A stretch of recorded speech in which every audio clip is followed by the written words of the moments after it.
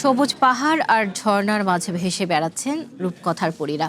তবে এটি কোনো সিনেমার দৃশ্য নয়, বরং চায়নার সিচুয়ান প্রদেশে বাস্তবেই দেখা গেল এমন দৃশ্য।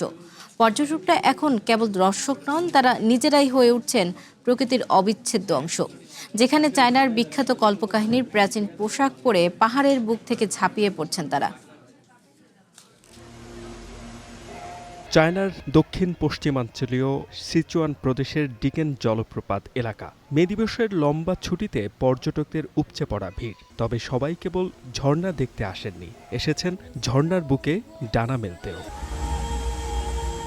এখানে চালু হয়েছে fairy flying from the sky বা আকাশ থেকে পরি নেমে আসার মতো বিশেষ এক প্রকল্প। শিয়ানশিয়া বা চায়নার ফ্যান্টাসি ঘরানার অমর যোদ্ধাদের গল্প থেকে অনুপ্রাণিত এটি।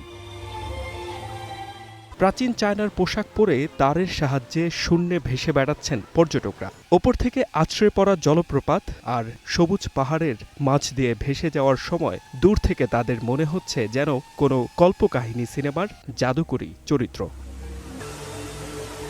সাংস্কৃতিক পর্যটনের এই নতুন ধারাটি তরুণ প্রজন্মের মাঝে ব্যাপক জনপ্রিয়তা পেয়েছে। আগে মানুষ যেখানে কেবল দাঁড়িয়ে প্রাকৃতিক দৃশ্য দেখতেন, এখন তারা নিজেরাই এমন দৃশ্যের চরিত্রে অভিনয় করছেন। এই অভিজ্ঞতা পর্যটন কেন্দ্রটিকে নতুন প্রাণ দিয়েছে।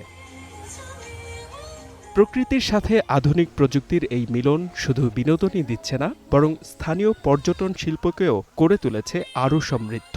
যারা একঘেয়েমি কাটাতে চান, তাদের জন্য এই উড়ন্ত পরীদের দেশ এখন অন্যতম আকর্ষণ। H M Ataullah, one international desk.